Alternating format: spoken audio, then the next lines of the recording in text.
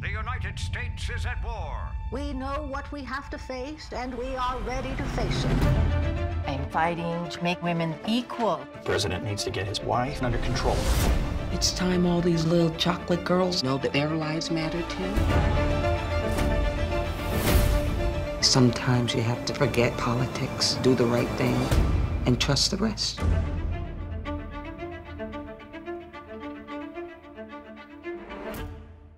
The playoffs have arrived, and there's a ton of action every night, and you can get into even more playoff action with DraftKings Sportsbook. This week, new customers can bet $5 on any team to win and get $150 in free bets instantly. You win no matter what. All DraftKings Sportsbook customers can also bet during the first round with same-game parlays. We're back this week with another All the Smoke same-game parlay. We've come one leg away from hitting each week, but I can feel a win this week. Head over to the DraftKings Sportsbook app now to see who we're riding with this week. Download the DraftKings Sportsbook app now. Use promo code SMOKE. Bet $5 on any NBA team to win that game during the playoffs and get $150 in free bets instantly. That's promo code SMOKE at DraftKings Sportsbook.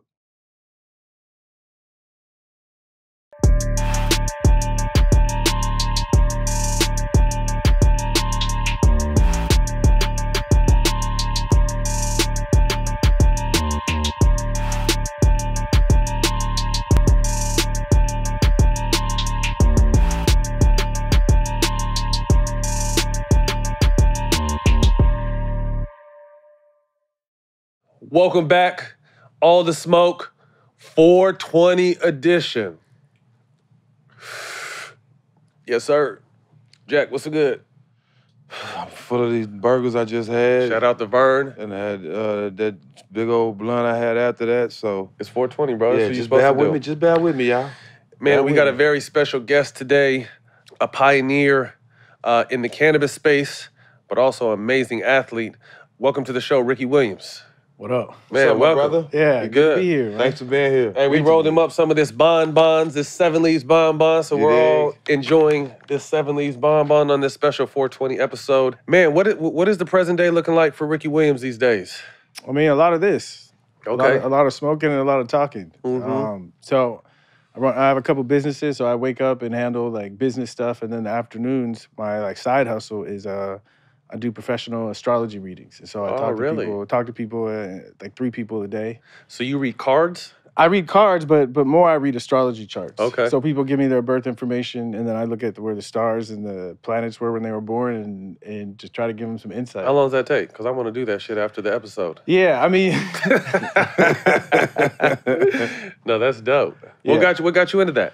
so back in 2004, when I retired from football, I just started traveling around the world, and I met this lady. She started talking to me about Right. shit, and it just like I was lost. It just blew my mind and gave me some direction. And so I said, like, whatever that is, I need to like Get get some into of it. that. Tap Yeah. into it. Yeah. That's dope. With the NFL draft around the corner, are you still locked into football at all? You pay attention at all, or you kind of removed yourself from that? You know, if it's on, I can't help but be all Right. the way in it. Okay. So, but I don't watch it that much. Uh-huh. It's funny. I was watching the Super Bowl with my wife, Uh-huh. and we got married after I finished football, and so she Okay. never really seen me watch sports. And so the game was on, and I just was so locked in. She was like, "Who are you?" What's going on? Yeah. Who's this Yeah. person? Yeah. Yeah. Do you miss it at all? Obviously, you know, we're going to get into how decorated your career was. You chose to step away, obviously, a little sooner than you could have, but miss it at all? Obviously, you say when you watch, you're still locked in. Thoughts on just the sport as a whole? You know what I miss and what I loved about it was one place I could go every day and I could just like put it all on the table and just everything, and it wasn't too much. Right. And I miss that, Mhm. where everyone is aligned with the same goal and no excuses, just get to work and get Right. it done. I miss that. Yeah. Talk to us about your upbringing in San Diego. What was that like? So I guess like a lot of people that grew up in time I grew up, my parents split up. And really my mom was more like a dad anyway. And so I just had like a mom that was just about it. Super mom. Yeah, like that. Mm-hmm. And so it just taught me how to be tough. And above everything, she just taught me that life ain't gonna be fair. Don't expect it to be. Make the most of every situation. My mom's similar the same way. Like, so having a strong mother like that at a young age, did you have to change your decision making? No, Nope, because my mom's thing was she wasn't like, don't do stuff. She was like, if you do something, like, be smart enough to get away with it, and if you're not, like, take your lumps and learn. Yeah. And so it just was really an attitude that allowed me just to go for it. Right. It's been said that even at an early age, you had a profound outlook on life as being an adventure. Talk about that. That's just from church, I think. Yeah. You know, just going to church. And I was one of those kids where I just was always locked in. And so whatever the preacher was saying, whether he was living it or people were living it, I just would take you there. I was locked in. Yeah. And so, like I say, my first role model, just because I was exposed to him every week, was Jesus. And the idea, like, he really didn't care what people thought. He just was willing to go for it. So I picked that up and I tried to live that out in my life. It's not a bad role model to have. Yeah. Church started to become an issue when I got like 15 and they started talking about that wait till you get married. I was like, wait a minute. I don't know. When did sports and martial arts come into play? Early. I remember in kindergarten, we had this teacher and she was really big into fitness. And so she would make us run 2 laps around the field. And I remember the first day I was like, man, I don't feel like. But then after 2 days, I just got curious, like, what if I was the first one like to finish? What that would feel like. And I just took off. And I never stopped, no. After that. Got that feeling that I realized I could do something or something I could be the best at. And I just leaned into it. That's a hell of a feeling. Yeah. Patrick Henry High School in San Diego. We got another San Diego guy behind the camera. What school did you go to, big fella? Saints. The Saints, St. Augustine. Football and baseball were the 2 sports in high school you chose to run with. Tell me what you loved about each of them. Okay, what I loved, so baseball was my first love. Growing up in San Diego, watching Tony Gwynn, I thought I was gonna be like the next Tony Gwynn. And my stepdad was Panamanian, and he just loved baseball. So it just was like he taught me how to play baseball, and it just was that thing. Because my mom told me when I was 7, she said, "You are going to college, and I am not paying for it." Straight up. So I knew I had to do something, but I thought it would be baseball. Kept playing. Football came along. I started playing when I was 8th grade. I just was so much better that it just always a running back. I love playing defense too, but on offense always. Yeah, I love to hit. I can see you, big, strong, thick ass out there popping people. Exactly. Yep. You end up taking a scholarship to Texas. What other colleges were in play at the time? I pretty much could have gone to any college. I took my recruiting trips to Berkeley. Seems like you would have fit into Berkeley. That wasn't your thing? You know, so I decided when I was a kid I wanted to be a professional baseball player. Okay. But I decided I wanted to be a college football player. So my whole thing about was a college football experience. Gotcha. So I took a trip to SC, close to going to SC, took a trip to Texas, Notre Dame. And at the end of the day, Texas just, I was looking for the program where they were almost on top and they just needed a couple missing pieces and I could be that missing piece. Yeah. I was looking for it. And I knew I had to start as a freshman. I knew if I was on the bench, like if I had a red shirt, I wouldn't make it. You had to go in and play. Yeah. Straight up. I feel that. San Diego has a rich history of Heisman Trophy winners. When you were able to bring that home, what did that mean for you? It's interesting. We actually have 4 Heisman Trophy winners. So you, all running backs. Reggie Bush, Marcus Allen, and Rashawn Salam. Yeah. He was a Husky, right? He was Buffalo. He's a Buffalo. Okay. Yeah. Okay, Colorado. Close. Yeah, okay. Yeah. But what did that mean? Obviously, such a rich history of great running backs from that area, and you were able to continue to carry on that tradition. No, it might sound cheesy, but it was one of those things where I reflected back on all the people that helped me get to that place, and just reflected on my upbringing and how when I was a kid I had dreams and realized all the people that had to show up to help me achieve those. And that was just one of those moments where I accomplished something, and I knew I had to do the work, but just realizing how many other people it took to help me get there. Yeah, and feeling hoping that all the people, because I was a knucklehead sometimes when I was a kid. A lot of people had to let me slide and forgive me and give me second chances. And just thinking of all those people, hopefully, at that moment when they saw me receiving the trophy, that they felt like they were part of it. Right, that's special. 95 to 97, you played minor league baseball with the Phillies. What was that like? It was horrible. It was horrible. But it helped me grow up, though. Okay. It helped me grow up. So this is what you're out of high school? So I left even 3 days before I graduated from high school. I got on a plane and flew to Martinsville, Virginia, which is this tiny little town in Virginia. And I was 18. I was in the South, staying with this dude named Bobby and Pumpkin in this house. It just was culture shock, and I was just homesick. It was hard, but it helped me grow up a lot because like minor league baseball, you make $850 a month, and it's like you're living with other families. It's a lot. Right? It's a grind. What was the baseball? How was the baseball part? I struggled. Do you think mentally, because it was such an adjustment mentally, that you struggled obviously on the actual sports side of it? Yeah, if I'm being real, like, you know, I'm kind of a sensitive person, and so if I don't feel like comfortable in my surroundings, then I don't act right. But if I feel comfortable, I can handle anything. Okay. And so it just took me a while to figure out like what that sweet spot is for me. Yeah, baseball, again, it was rough, but I grew up. Because I went from minor league baseball straight to my freshman year playing football. And then I would go back to baseball and then back to football. So I would go from, you know, everybody like being the best to, you know, just being a dude on a bus, swinging the bat. So it kept me humble. Yeah, definitely. Yeah. Let me ask you a question. Who were you cool with any of the basketball players when you were in Texas? I was. Who were you cool with? I was cool with when I was in school with Chris Clack. Chris Clack, okay, yeah. That was my boy. So I played against him in the state championship my junior year. Yeah. Chris Clack. Yeah. They went to Austin Anderson. Yep. Yeah. Sure did. yeah, for sure. Yeah. That's dope. Also Reggie, you know Reggie Freeman? Reggie Freeman, yeah. Reggie Freeman too. Yeah. Yeah, he was a senior when I got there. Did you know BJ Tyler? I did. I sure did, yeah. So we from the same hometown. Okay. Port Arthur, Texas. Okay. Yeah. For sure. Yeah. We had a James Brown, a quarterback was from Port Arthur. Yep. Despite being a high first round projected pick in '98, you decided to go back to school for your senior year. What made that jump in a time? Actually, you were a little early, but everyone is so eager to jump now. You actually decided to go back and finish. Like I said, when I was a kid, my goal wasn't even really to go to the NFL. It was to be a college football player. But I'm not gonna lie. After I had my junior, I led the nation in rushing and scoring. I was thinking like going to the next level.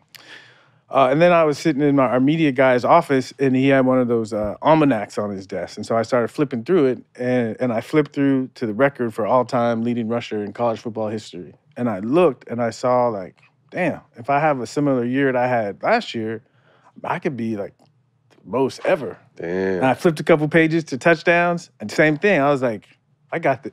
Then I went to all-purpose yards, did the math. I was like, okay, if I come back, I knew it was a risk. If I come back and have the same kind of year, you know, I could like break all these records. It's within reach. Yeah, and I couldn't That's pass hard that to up. pass Yeah, up. I couldn't pass it up. So what was it like? Obviously, the college experience itself, but then knowing what was on the line, really studying it, and knowing what's on the line your senior year. What was that senior year like with all the attention you received? You know, for real, it's when I started smoking. That's when it all started because I came back, everything on the line, and I was focused. And within the first couple of weeks, I had a bad game against Kansas State, and I found out that my girl for like 2 years was like messing with the quarterback on the team. On your team or on the other team? On my team. Oh, fuck. The dude handed me the ball, so I was sick, and I was trying to be like the better person and not make a big deal and like mess up the whole season. But at the same time, I remember I was sitting there at home after the game. I was just like, why the fuck did I come back for this shit? Like, you know, my mind started to go. This is early in the season. Early in the season. Okay. My mind started going to like, I should have gone, I should have left. And my homeboy, like, he's a smoker, and he's like, dude, you just need to chill. And he slid his bong over, I hit it. And it was, I had smoked a little bit, but it was the first time where I noticed that it took my mind off of obsessing about the bullshit. And I started thinking like about the next game, and no lie, back-to-back 300-yard rushing games. After that, the first time, yeah. See, and I love that. Obviously, we're going to get into it. You were really a pioneer in this space as far as just kind of being out forward with it. But to see where medicating is in sports today, and kind of knowing after that first bong hit, that shit really changed your life. Yeah, easy to say. Yeah. Oh, I mean, throughout your career, knowing you needed that, how do you look at today's current policy for current athletes? I think it's changing, thank goodness. But you just said I needed it, and so when I got into the league, was that the right word? Yeah, that was the right word. Okay, I'll tell you why. So I got in the league, and when I first got in the league, I wasn't really smoking that much. I smoke every once in a while with the guys. But we were only being tested one time a year, and it was in training camp when I was with the Saints. And so I never had an issue. And then my third year, I kept getting hurt. And so I would start smoking a little bit more when I was hurt. And then I got traded to Miami, and then I started smoking a lot. And nobody told me that in Miami they drug test in the off season. So I came to work one day and they were like, you know, and then they put me in the program. And when they put you in the program, they test you 9 times a month, and you got to talk to like a therapist for 2 years. Similar. Same. Yeah. So they put me in the program, and at first I was like, I don't need to smoke. It's cool, you know.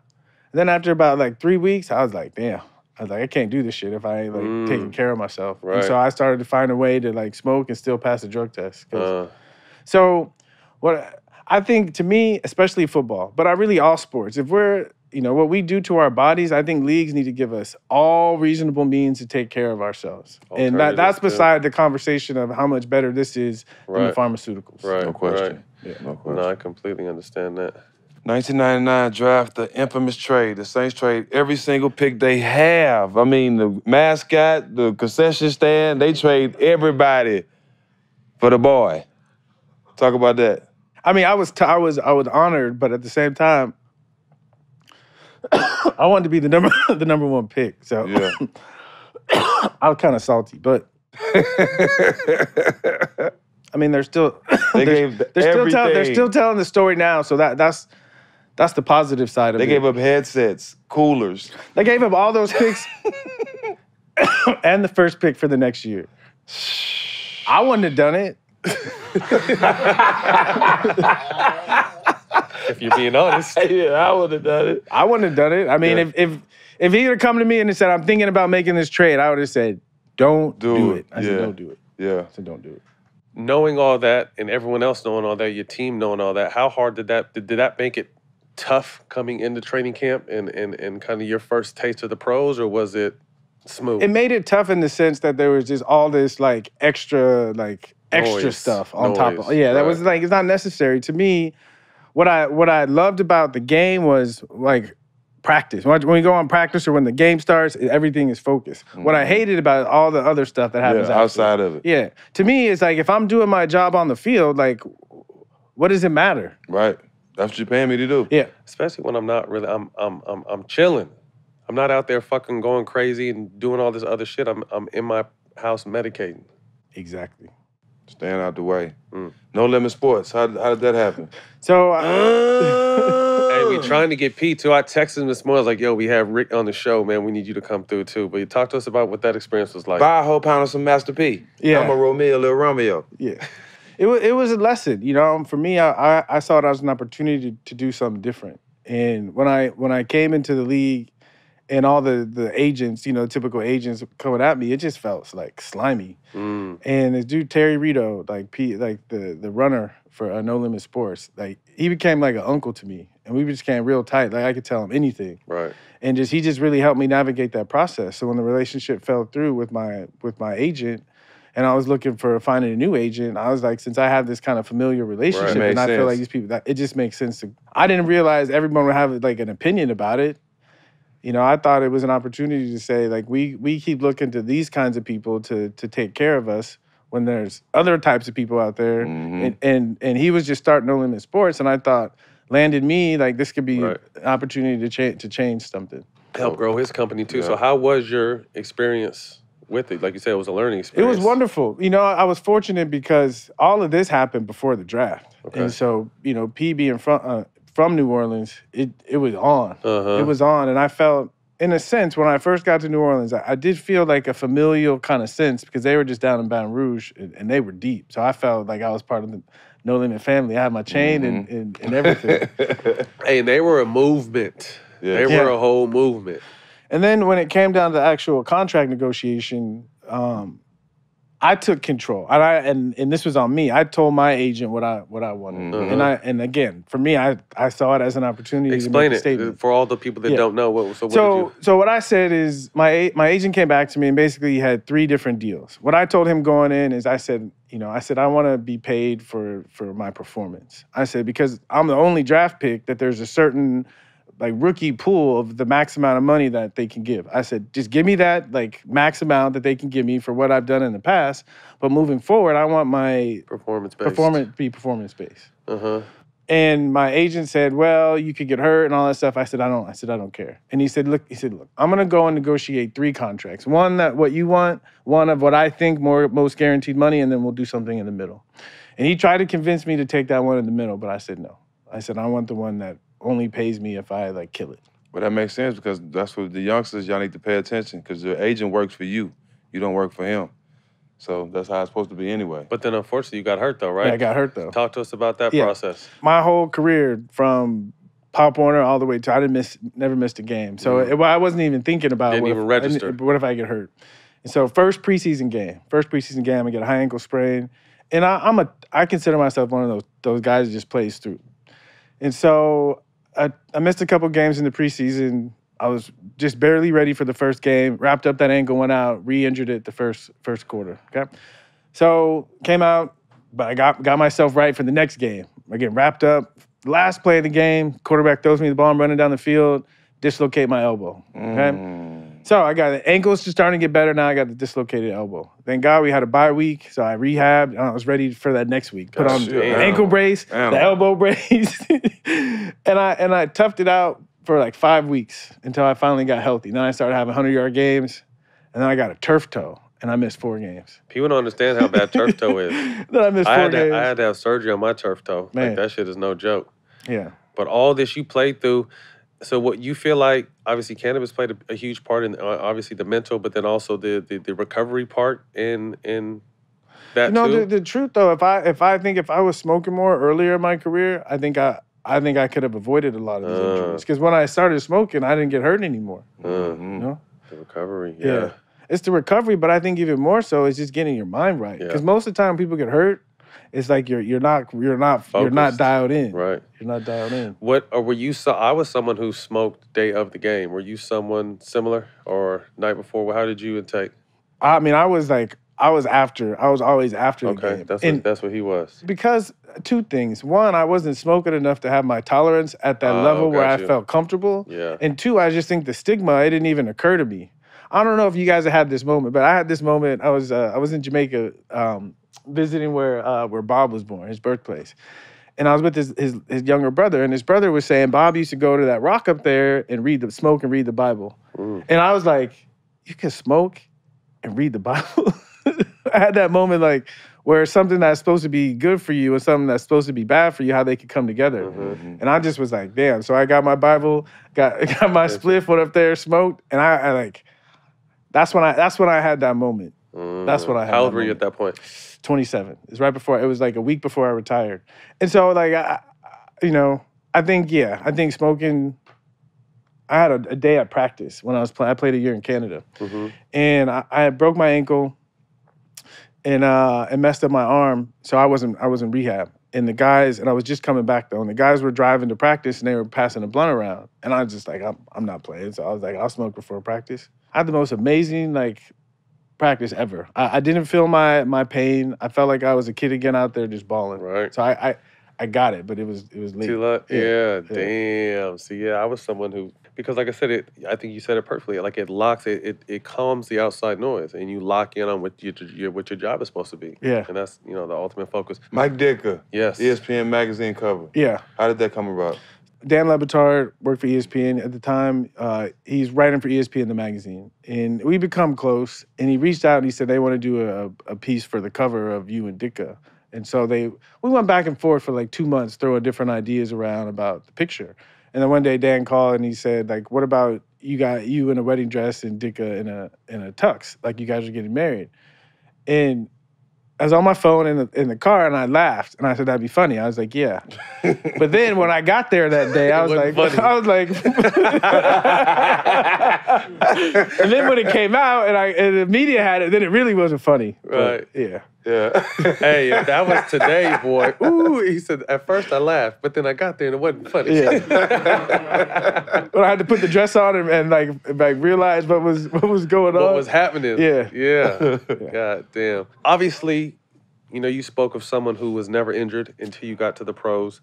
When you're in the pros and you get injured, the first thing they want to do is pump you full of all kinds of different opioids and shit that is masking one problem and causing long-term effects on the other side. Talk to us about that process, because I know you've been very vocal with the recovery of it, but just also the whole overall process. Yeah. Well, I remember one day I was sitting in the training room before practice, and I was watching each of the guys come in for practice to get the Toradol shot. And I started doing the math. Like, I was like, if someone plays 8, 10 years and they have to do this every day for practice, like, what is this doing? What is this doing to our bodies? And real quick, I don't want to cut you off. Please remember your thought. Toradol is so strong that when I was with the Clippers going into the playoffs, I got hit by Dwight Howard and had a minor tear in my shoulder, so in my shooting arm. So during the whole round, like during the week, I couldn't barely lift my arm. I'm doing rehab to lift my arm. I'll take the Toradol shot 2 hours before the game, and I'm totally fine. Totally fine. Tell people, like, unbelievable. You go to practice without Toradol, you feel like you're 85 years old. I couldn't imagine doing it in practice. I had it in the game. I felt like Superman. That's the year we beat San Antonio in the first round. In that last play, I blocked Kawhi. That was my hurt shoulder that the day before I couldn't even lift. Yeah. So it's real. So I understood why, but I was doing the math, and I said, I got to find like some other way to take care of myself. Destroys your liver too. And I just started smoking more, and then finding like how to take care of myself. Like, I would spend a little bit more time stretching. And I also noticed when I smoked and stretched, I like was really getting in there. Like, and focus, really like, You have a different focus. Yeah. How many years did you play? 11. At what point in your career did you kind of say, I'm leaving this prescribed medicine from the league behind and solely smoking cannabis, or was it always a balance of both? It was a balance up until that moment I just told you about, but after that, I mean, I might have taken something, like, I had to be in a lot of pain before I would take something. So, and I was probably 6 or 7 years in, but I started taking care of myself, and I didn't spend any time in the training room, and the trainer just left me alone because they were like, whatever you're doing is and working. I think a running back, you get hit the most. Exactly. Whether you're blocking or running. That's a beautiful thing. Damn. See, I think in the long term, like, if these sports teams start to support players using cannabis, it's going to save them a lot of money. Point blank. That's simple. What do you think about high profile athletes now, not necessarily coming out and hey, I'm out here smoking, but knowing that they do use it, and there's kind of a perception now that they're starting to realize, like, okay, the best players are actually using this too. What is your thought about that? I mean, personally, I think that the players should be out there saying, yes, I agree. I use this. I agree. Because, you know, what I found is so many people come up to me and they've said, you know, I was like, had an attitude about this and I was against it until like your story and I saw you. And because of that, I tried it and it helped me. Right. And so I think players coming out and being honest is just going to really help a lot of people get access to this that for whatever reason in their mind or whatever, they don't have access to it. And stop worrying about what people think. And I think that's the biggest part. Like, even me, I stopped smoking because I'm Muslim. But then again, I know I need it. And, but I know I'm one of the most righteous people alive. You know what I mean? And it's just got to get to the point where you do what's best for you and not worry about what people say. And I think that's why a lot of players don't come out and talk about it. But I think a lot of it is misinformation. Yep. And what I've realized is when we were young, and so we'd hear people say, like, the war on drugs, now that I'm older and I've gone back and, like, just studied a little bit, it really was a war. Like, literally, like, our this mighty government militarized against cannabis, militarized. And you think of, like, in any war, there's always a lot of casualties. And it takes a long time to heal. But if we go like pre-drug war and we really understand the history of this plant, it was used by righteous people to help them achieve more righteousness. Like, that's what it was for. And I think we're remembering that, but we're doing it the hard way because we're like, at least for me, I became a better person when I started smoking. I'm the best me when I My wife told me that, please hurry up back smoking. She used to text me like, she was texting him can like you that. get him back to smoke, please? Because he's not the same person. Facts. No, it's needed. It's needed. You traded to Miami in 2002 and led the league in rushing for your first year. You almost had 800 carries for those first 2 years. Both of the seasons, you're top 20 for most carries by a running back in the season. Now, that's a lot of wear and tear on your body. In the NFL, carrying that many times, and we know how you run. I just told the people before that's gonna get the little preview that we running over shit. Yeah. What was your mindset? What was your mind frame? The first year when I led the league in rushing, I averaged 4.7 yards a carry. So, and that was great. Yeah, absolutely. The next year, I averaged 3.8 yards a carry. and more carries, a lot less yards. That was not so. But they stacking the lineup because they were stacked. You know, it was they were stacking the line, but also like I see like in any sport when you have a player that not necessarily the best player, but the player that everyone is like everything's built around. Other team knows if we stop him, we're gonna win. Right. You need the other guys on the team to realize that and step up their game to meet that kind of force. Yep. And I think the first year, the success kind of surprised everyone. And I think that second year, and you know, after you win and you go back, you can't take it easy. Everybody's coming for you. So you got to like take your game to the next level to be able to meet that challenge. And I felt like as a team, everybody did. We didn't. And so I was taking the toll because everybody was like, they were teeing off on my ass. Oh, man. Let's go again. One more. One more? One more, man? Oh, man. All right, little bro.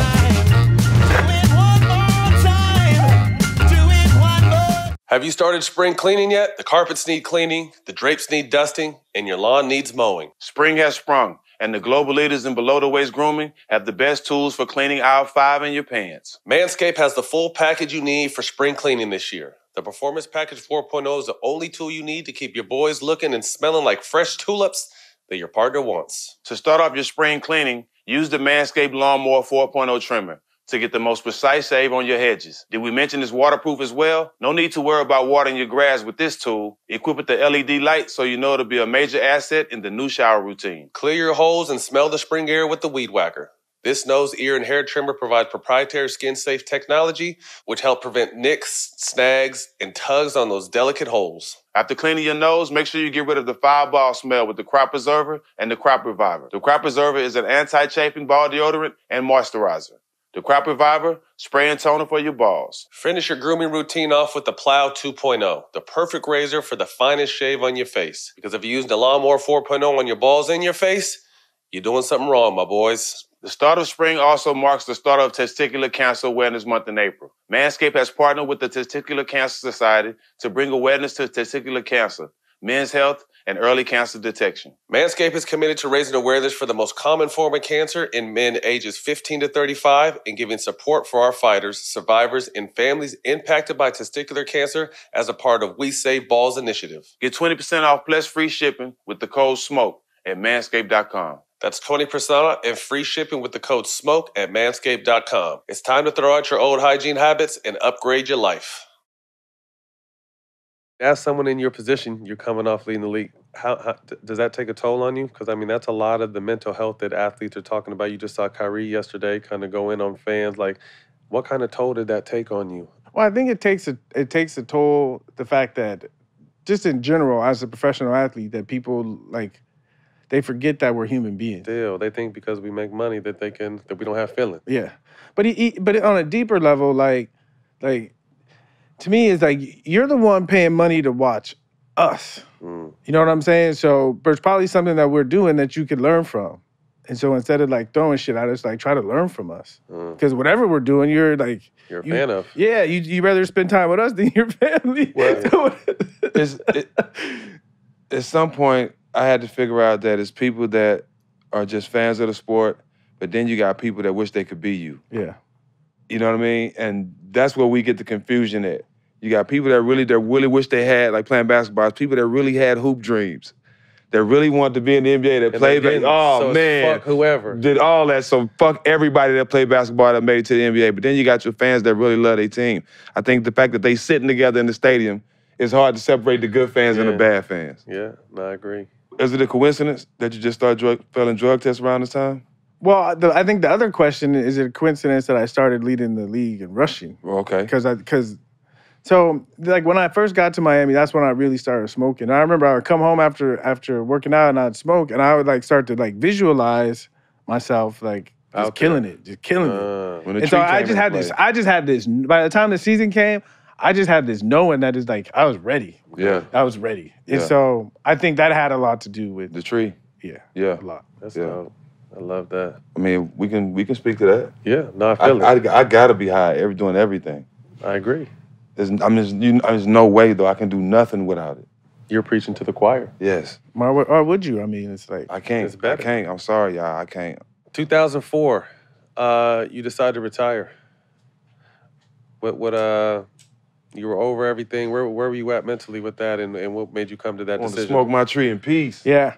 You know, it's interesting. I feel like sometimes in life, like the universe is trying to tell us something, and sometimes we don't want to hear it, and it's got to like tell us really loudly.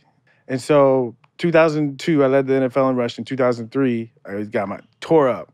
And so coming into the next season, you know, I went to the 2004, I went to the Dolphins, and I said, like, if you're gonna give me the ball, like, and expect me to do everything, like, you need to like take care of me and make sure that, because I started to like think about the future and think like, if I keep doing this, I'm not gonna last very long, and like, what am I gonna have to show for it? So I said, like, if you're gonna do this, I'm good with it, but help me feel good about doing this. Right.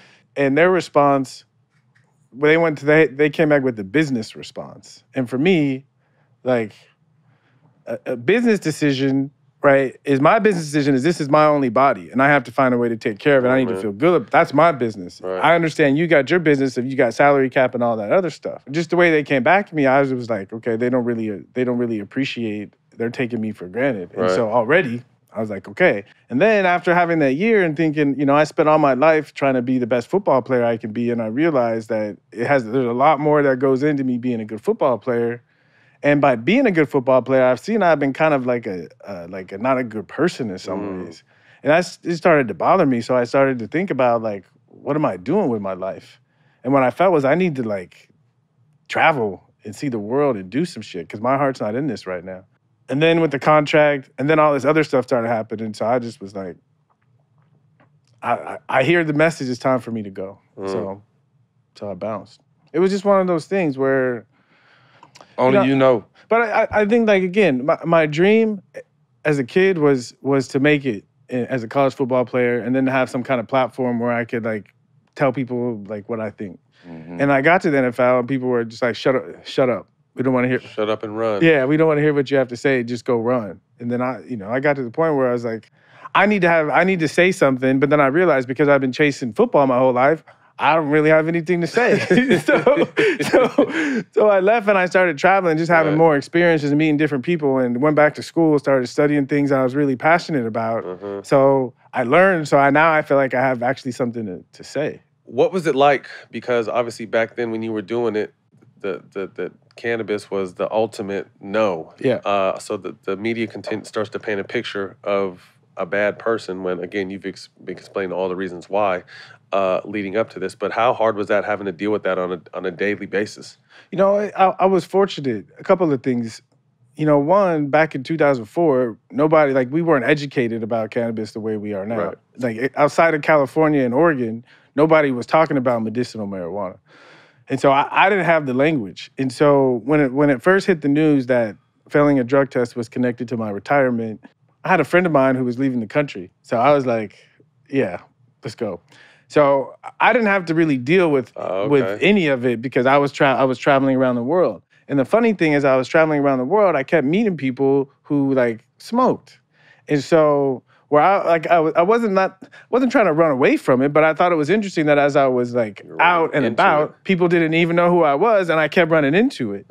And I kept running into it in ways where people were talking about it in ways that I had never heard people talk about cannabis. And so when I ended up back in Northern California studying Ayurveda, which is Indian medicine, and I was looking through a book, and I came across a book, and it had a whole chapter on cannabis. And again, at that time, no one was talking about medicinal marijuana. And so I started to realize there's a lot more to this thing than what we've been told. And because I surrounded myself with those kinds of people, when I finally did have to deal with the media, I felt more supported. And so Mike Wallace from 60 Minutes came to Northern California where I was studying Ayurveda. And it was like that interview of we found Ricky. And one of the questions he asked straight up, he said, if the NFL drug tested you right now, would you pass the test?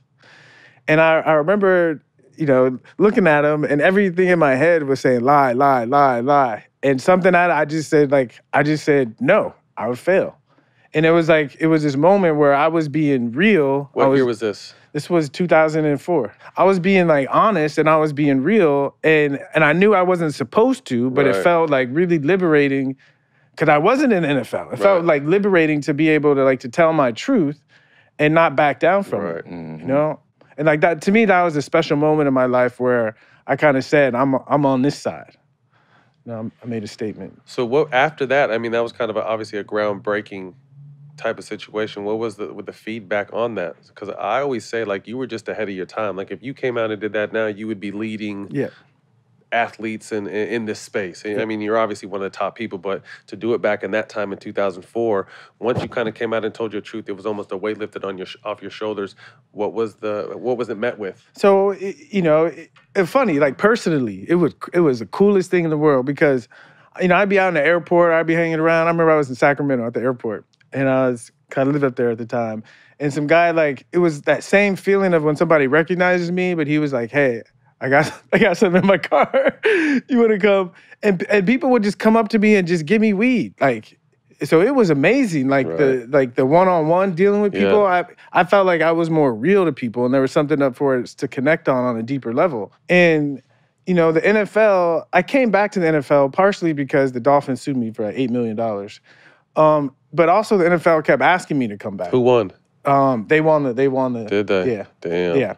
So I came back.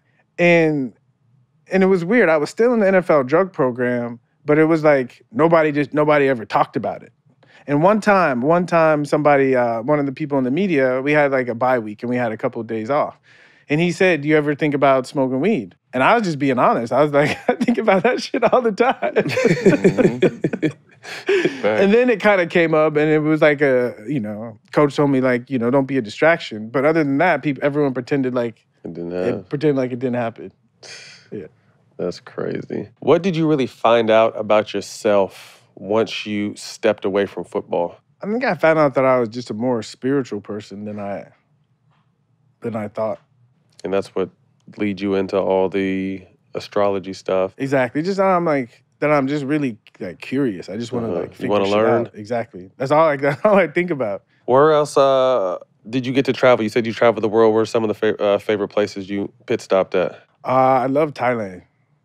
It's beautiful out there, huh? Yeah. And Australia was cool because it's different, but everybody speaks English. So it was different enough, but it still felt familiar enough. In your travels, who had the best grass? Good question. I mean, obviously, Amsterdam. But Hawaii, surprisingly. Yeah, they got surprisingly that Maui Wowie. We were there. Yeah. We were there. Hawaii, that was a whole nother, like, I don't know if it was that batch or if it's across the board, but I had some fire out there. Yes. Yeah. It was funny because we used to go to Amsterdam in the off season, me and some guys that are still playing, but they said they get a majority of their weed from California. Yeah. Northern California in particular. You bounced back in the league in 2005, right? But you're still dealing with the NFL drug policy. Back and forth. What was that like? It was stressful. I know. It was stressful. You just want to smoke and chill. Yeah. Well, you said at one point you learned how to be tested and still, was this during that time? I went through different phases. Like the first time I got into the program, I found this drink.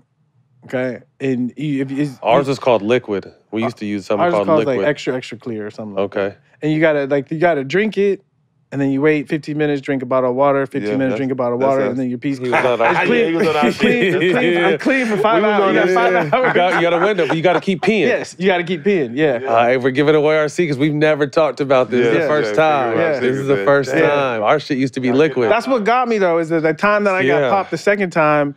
Is I went out, we lost to the Eagles and we got knocked out of the playoffs. And I just was like, went too hard that night. And so he would come at 6 o'clock in the morning. So I wake up at 5, do the drink. It's the process. And I fell back asleep. You didn't get the piss off. I didn't get the piss off. Yeah, and I just barely failed too. You got to get at least 3 to 4 P's out before you're clear. Yeah. So that was that's how he got me. So speaking of your shit, so when I was in the program with the Clippers and got traded to Memphis, and the P-Man was coming once a week. So I would be clean all week. He would come, knew him by name. I did know his name, I forgot the shit, but I'd be clean all week.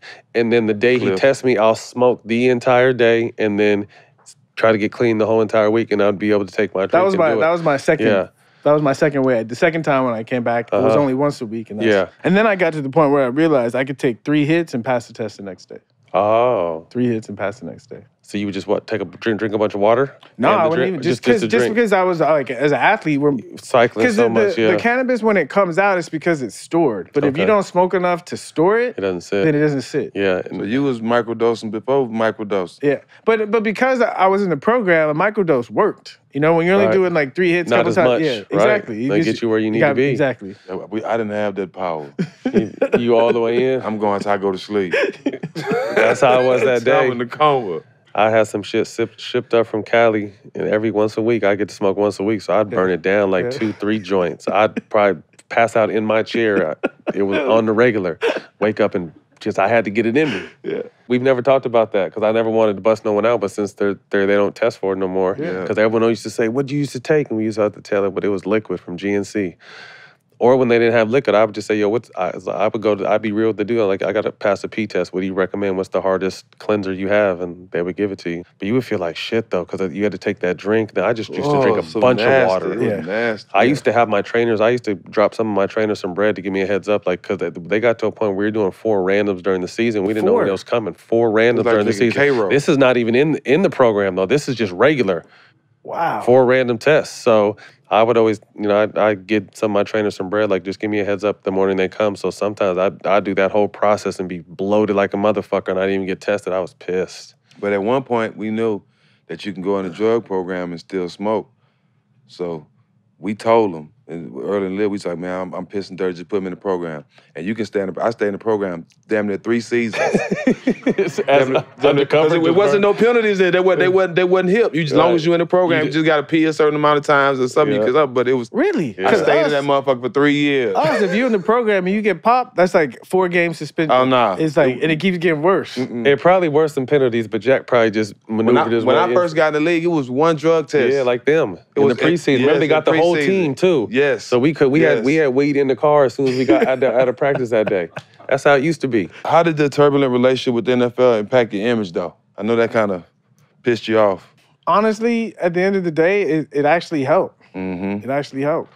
I mean, I had to come back and like finish my career and like earn that kind of respect and carry myself a certain way. But at the end of the day, it turns into like a redemption story, and it allows me now to tell a positive platform, right? Exactly. I was right the whole time. Yeah. Basically, straight up. Yeah. What was it like, real quick? I want to know, because my brother played with the Argonauts and went running Grey Cup. What was that experience like? Because that was the one thing. He was a receiver, and he said they used to that the treatment was low grade. It was tough to really make it. If you come from even like college in the States, get a taste of something, and then you go to that, I mean, like our like facility were trailers, right? Trailers. And we need like our team meeting room was just a trailer. But I will say, like, if you really are about the game, then it like can bring you back to it. And for me, it did. Like, because up there, there's only a certain number of American players that can be on the team. So most of the American guys like stayed in the same area. So it was kind of like college. And after practice, we just go play Madden. And it was Toronto. Yeah, and it was Toronto. Right. Yeah. So it was. I had a wonderful experience. Did you? Yeah. Dope. Yeah. My brother said he loved it, but he's just like, as far as like the amenities and trying to keep your body on top of it, it's tough. Yeah. It's even like the gear, trying to get gloves and stuff. Yeah. It was tough. It's like, goddamn, remember I used to have to give this shit away. Now I can't even get none. Exactly. When you initially stepped away from the game, you said you started traveling right away. Was there ever kind of like a null? Because I kind of feel like when people step away from something they've been accustomed to their whole life, there's kind of a little, did you ever hit the rut, or you just kept moving? I was going so hardcore just to like, because it was something that was building up. It wasn't like it was something that was building up, and I just knew I needed to like sow my royal oats or see the world. So I was on it. And that way I went on it, and I got to this point where I was like, this is great, but for my life to really take off, I need to go back to the league and clear my name. And so it led me back, but I came back, and the biggest difference was before I was kind of in this no man's land of like, what do I have to do to like keep this? And when I came back, it was more like, what can the NFL do for me? Right. And so I was just more intentional. Did you get what you were looking for? I got exactly what I cleared my name. I was able to walk away and with the platform intact that I now have access to. So yeah. You recently launched Heisman. What are your hopes and visions in this cannabis space with that? I mean, really a lot of this, of just conversation. These conversations, important, you know, because like I'm hardcore and I'm saying like, because most people, they say, you know, they'll talk about using cannabis, but then they'll have all their reasons, you know, I'm hurt or this or that. And I'm saying like more like this kind of conversation where people are talking about like, did you take your medicine today? Mm-hmm. You know? Like, Right. Where it is people feel comfortable saying, I need this. I need, because people say like, I need this for a lot of reasons. But when you're saying something, I need this because this makes me a better person. Right. I think, you know. It changes everything. Exactly. That's the biggest statement you can make. Yeah. I think, I mean, I just think hearing the why. You know, this is why. But they've never heard athletes say why. It was always just a stigma. You're this, you're that. You're you know, you're not focused. But when you actually hear the reasons why, you can't argue with it. The crazy part though is that's what I noticed is I believe that too. So I thought I was doing something wrong until I took a step back and I said like, really, what is going on? And I was like, and it might sound crazy, but at that time, at least from my body's perspective, this was better for me than football. Anything. Talk to them. Real shit. I mean, I started smoking at 14, and I didn't really know. Obviously, I didn't need it for the pain at that time, but I had just had a tough upbringing. And I remember the first thing you said is it just calmed everything on the outside. And I knew when I smoked, it would take me there. So fast forward, you know, I'm 42 now. I've been smoking, you know, for more than half my life. But we can explain until we're blue in the face. But I think that the real breakthrough was when they started having medical research behind this. So now we're saying what we're saying is backed up by actual information. And I think obviously that's why it's moving the needle now. But we've been saying this, we just didn't have, like you said, the terminology, I guess, is what they needed. And I think as more people that are successful in life come out and tell their story, I think that's going to drive even more. Yeah. It's going to change the research questions. Yeah, you know? I agree. So speak to exactly, I mean, you have it pretty narrow focused on different, you know, aspects of the cannabis space. So speak to us about your brand and the names of each and why you decided to go this route. Yeah, so like overall, you know, creating a brand, when I got into the cannabis space, like I saw it's like what people were calling a brand is you just create some like fancy packaging and then you convince people that yours is better than the next, and that's a brand. And to me, I think I get it, and there are people doing a great job, but for me, if I'm gonna do a brand, it's gotta be like, it has to be part of me that I'm putting out there. And so I same thing I was saying like earlier about I had this experience of how cannabis actually helped me be a better football player and a better person. And so helping people make these connections. And one of the simple ways we did that is through the naming convention of our flower. And instead of the more conventional sativa indica hybrid, we call the more sativa leaning strains pregame, the hybrids halftime, and then the indicas postgame. Right? So you're a heavy indica. Post-game. I'm post-game, pregame. Yeah. You pregame and postgame. Exactly. And then we've been having fun with the different like strain names. Okay. Really trying to connect the genetics with our favorite athletes. Oh, that's dope. Yeah. Yeah, I definitely want to check that out. Yeah. Traditionally, someone who was kind of private, but you really started to open up more with two docs on a TV game show, working on a biopic. Who you want to play you? I feel like it's gonna be some unknown person that. If there was a famous person, no. If there was a famous person to play you. But see, it's tough because we have to go to that age range, and I don't really know that many actors in that age range.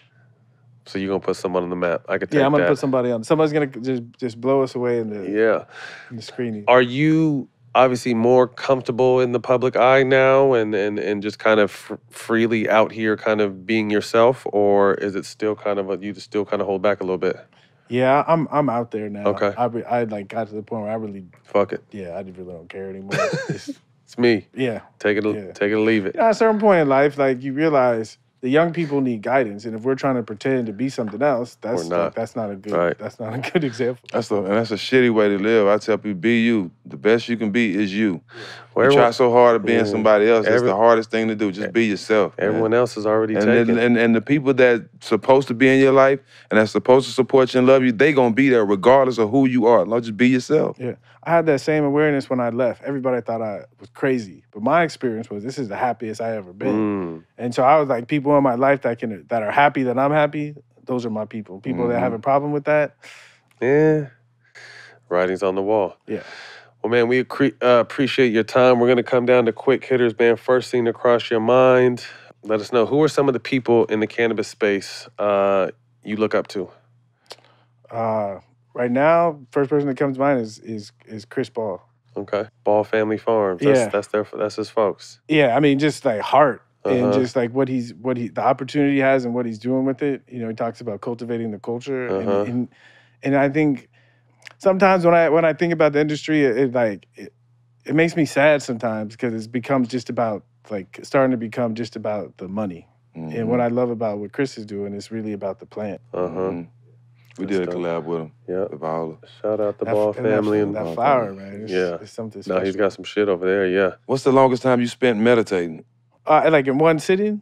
4 hours probably. Wow. But that's not a lot. Like that's not. I got probably close to 30 minutes. Yeah. But you fall asleep. Nah, but you know when I pray, you know, after I pray, yeah. This was like a time I was up in the Himalayas, like just up there to meditate. That's a long time. So when you say it's not a long time, what is a long time to someone who is actually in the space and really? Well, to me, people honestly, a good meditation is 5 minutes. Okay. It's just about centering yourself. And then, because if someone needs to go out in the day, 5 minutes, you're centered. But if, I was on retreat. I was out for a couple of months and I was trying to go deeper into myself. And so it's you sit for 5 minutes and things settle down to a certain level. But as you sit there, more stuff comes to the surface, and then if you can sit there, then that settles. And then just the more time, it just gives you ability to just go. So I'm someone that's kind of wanting to get, what are you actually focusing on while you try? So if you say a 5-minute meditation, things are coming to your mind, what do you do to the simplest technique and really what meditation is about is it doesn't really matter what the point of focus is. Okay. So when we're playing our sport or we're doing our thing and we're in a zone, that's a meditation. Okay. Because meditation just means the nature of our mind, it just goes in all these different directions all the time. And meditation is just bringing it back. It doesn't even matter what the point is. Some people use a mantra, some people use their heart or their head.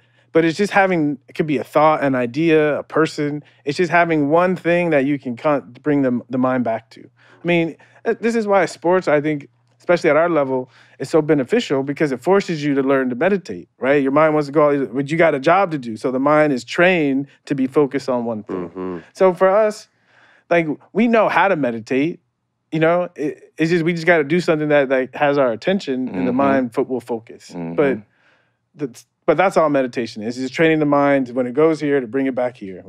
And then once it gets trained, it stops wandering, it can sit in one place, and then it becomes more profound. You notice more things. Are there any other things, psilocybin, mushrooms, anything in that psychedelic realm, so to speak, that you feel that can help people? I think all of the psychedelics, and I consider cannabis a psychedelic. It's just mild, something you can do more on a daily basis. I think a lot of the other psychedelics, they're more when you got to flush your system out, But I think that cannabis is more like that daily maintenance. And even the word psychedelic, it means soul revealing, right? Revealing ourselves to ourselves. Or another word they use is entheogen, is the God within. So I think all of these substances, it's the same thing as meditation. It's just getting your mind off the bullshit and just focusing on something that's more real. 5 dinner guests, dead or alive? So definitely Bob. Yes, sir. Definitely Pop. And then I'm Jesus, Muhammad, and Rumi. Who's that? He was a mystic poet. Pac talk about him. Yeah. Tupac talk about him. Yeah. Okay. Yeah, he was a poet. Is it Rumi Amatumi, something like that? Yeah. Yep. What artists do you currently have on rotation? And what genre of music that best describes your running style? 2 questions. Ooh.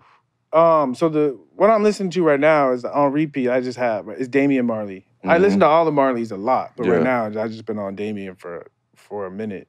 Jam rock. Yeah. And your running style, what kind of music is that? That's a good one. I think I came up in 90s West Coast hip hop. Right? It's smooth and then it hits you. Yeah. Exactly. Motherfucker that it just. We all know that. Yeah. What's the first thing you do when you wake up and the last thing you do before you go to sleep? First thing I do when I wake up is I roll up and then I pray. And then you smoke after you pray? Then I smoke after I pray. But I noticed this morning I rolled up first, then I went upstairs. Some mornings I pray first, but this morning I rolled up, then I pray, then I smoke. Then I read, meditate, and before I go to bed, I'm always reading. I read and smoke until I fall asleep. See, I pray, meditate, smoke every morning. Yeah. If you could see one person on our show, who would it be?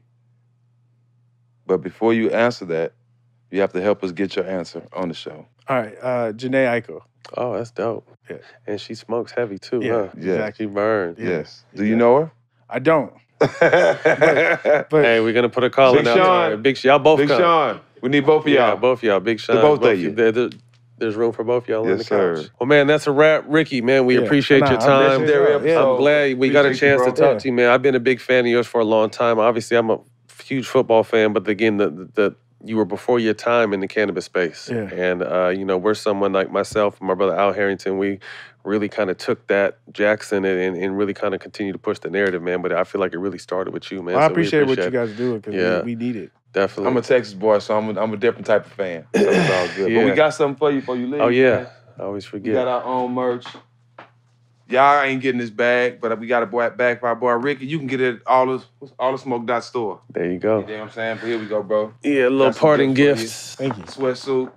Yeah. So you can be fresh when you step out on and when you're rolling up. Just don't ash on it. I was gonna say that's the thing. I don't mind ash. I just don't like the burn holes. Yeah, the burn holes be fucking. Man, that's a wrap with our man Ricky Williams. You can catch all the smoke on Showtime Basketball YouTube and the iHeart platform Black Effects. See y'all next week. Peace.